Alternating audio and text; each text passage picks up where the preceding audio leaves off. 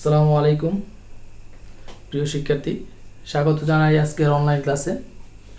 ষষ্ঠ শ্রেণীর শিক্ষার্থীদের জন্য বাংলা প্রথম পত্র গদ্যাংশ থেকে আজকে আলোচ্য বিষয় তুলে ধরেছি তোলপাড়, যেটা লিখেছেন শওকত ওসমান। তোলপাড় গদ্যটি মূলত একটা মুক্তিযুদ্ধ বিষয়ক।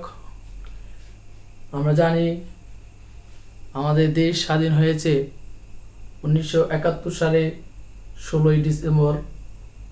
তার আগে 9 মাস ব্যাপী বাংলাদেশে রক্তক্ষয়ী যুদ্ধ হয়েছে। সেই যুদ্ধকেন্দ্রিক একটা গল্প তোলপাড়। জেফারসন একটি কথা বলেছিলেন, যে বিধাতা আমাদের জীবন দান করিয়াছেন তিনি একই সময়ে আমাদের স্বাধীনতাও দান করিয়াছেন। অত্যাচারী শক্তি এদের ধ্বংস করতে পারে, কিন্তু বিচ্ছিন্ন করতে পারে না। আমরা তোলপাড় গদ্যটি থেকে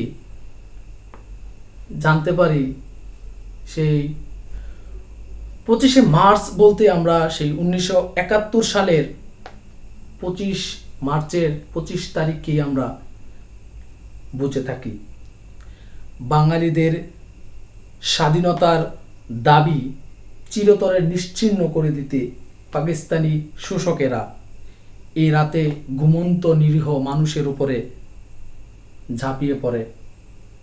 তাদের নিঃসহিংসতার কারণে এই রাত ভয়াল রাত হিসেবে পরিচিতি লাভ করে।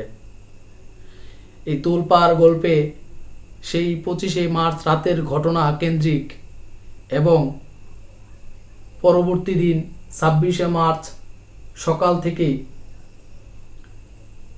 ঢাকা থেকে যখন লোকজন দলে দলে মিছিলের মতো গ্রামে লোকজন আসছে, সেই লোকজনের প্রতি একটা দুরন্ত বালকের যে সাহায্য বা তাদের ক্লান্তি দূর করার জন্য যা কিছু প্রয়োজন সেই বালকটি তা করেছে।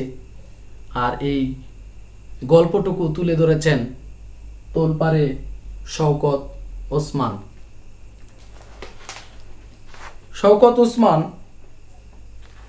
জানুয়ারি মাসের 2 তারিখ 1917 খ্রিস্টাব্দে হুগলি জেলার সবল সিংহপুর গ্রামে জন্মগ্রহণ করেন। তার পিতার নাম শেখ মোহাম্মদ এহিয়া এবং মাতার নাম গুলজার বেগম।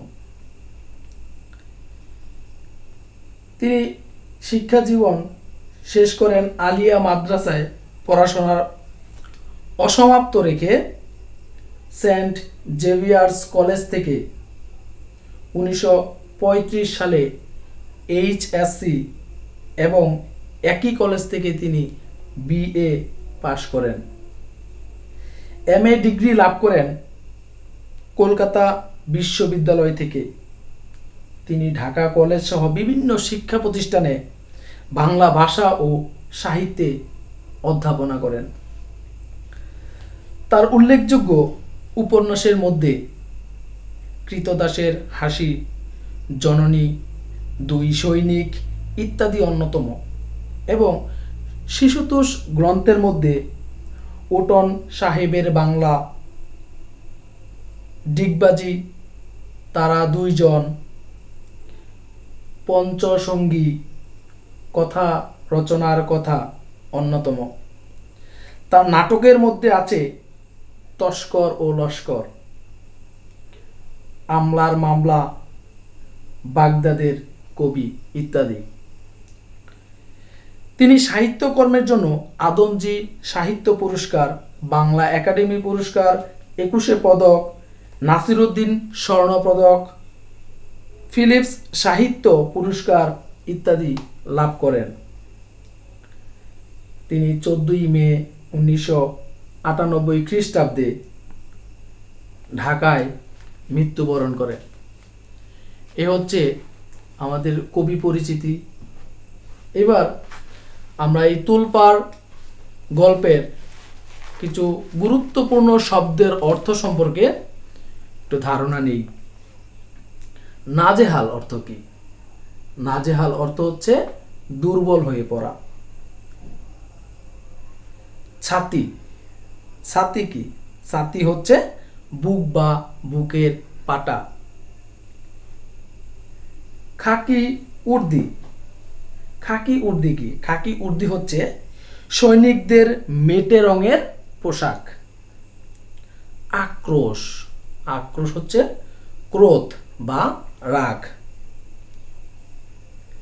পিয়াস, পিয়াস হচ্ছে পানির পিপাসা। জওয়ান, জওয়ান মানে বুঝি আমরা যুবক। ধলা মানে হচ্ছে সাদা। জানোয়ার বা কাণ্ডজ্ঞানহীন ব্যক্তি অথবা বিবেকহীন ব্যক্তিকে আমরা জানোয়ার বলি। দুশমন, শত্রু বা যার হাতে প্রাণ যাওয়ার ভয় থাকে। সিপাহী, সৈনিক বা কনস্টেবল। চিক্কর পাড়া মানে হচ্ছে চিৎকার পাড়া। প্রিয় শিক্ষার্থী, তোমরা তোলপাড় যে গল্প আছে সেই গল্পটা রিডিং পড়বে এবং তার মূল ভাবটা আমি এখন বোঝানোর চেষ্টা করব। এই গল্পটার মূল ভাব হচ্ছে মুক্তিযুদ্ধ আমাদের জীবনের সবচেয়ে উল্লেখযোগ্য একটা ঘটনা। এই যুদ্ধে পাকিস্তানিদের অত্যাচারের দৃশ্য দেখে একজন কিশোর কিভাবে তাদের প্রতিরোধ করার জন্য সংকল্প হয়। শওকত ওসমানের তোলপাড় গল্পে তাই তুলে ধরা হয়েছে। কিশোর সাবু গায়ের সড়কে শহর থেকে পালানো হাজার হাজার মানুষ দেখে অবাক হয়। অত্যাচারিত ও ক্লান্ত মানুষদের মুড়ি বা পানি পান করিয়ে সে সান্ত্বনা খোঁজে। সাবু দেখতে পায় নারী, শিশু, বৃদ্ধ নির্বিশেষে সবাই শহর থেকে পালাচ্ছে। পাকিস্তানিরা নির্বিচারে সবাইকেই হত্যা করছে বলে তারা সংবাদ পায়।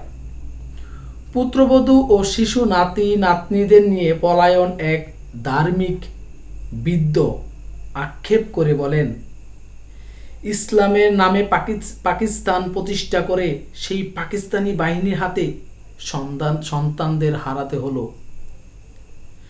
পাকিস্তানি হানাদার বাহিনীর এই নিষ্ঠুরতা অনুভব করে সাবু ক্ষুব্ধ হয়। শহর ত্যাগী মানুষের অসহায়ত্ব ও দুঃখ কষ্ট দেখে তার মন বেদনায় ভরে ওঠে। পাকিস্তানিদের প্রতি তার ঘৃণা বাড়তে থাকে। তাদের অত্যাচারের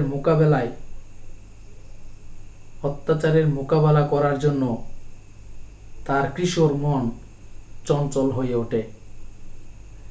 প্রিয় শিক্ষার্থী, এই ছিল তোলপাড় গল্পের মূল পাঠ অর্থাৎ মূল ভাব। তোলপাড় গল্পটি তোমরা পড়ে যেটা জানতে পারবে সেটা হচ্ছে আমাদের সেই স্বাধীনতার মুক্তিযুদ্ধের চেতনা সম্পর্কে তোমরা বুঝতে পারবে এবং জানতে পারবে।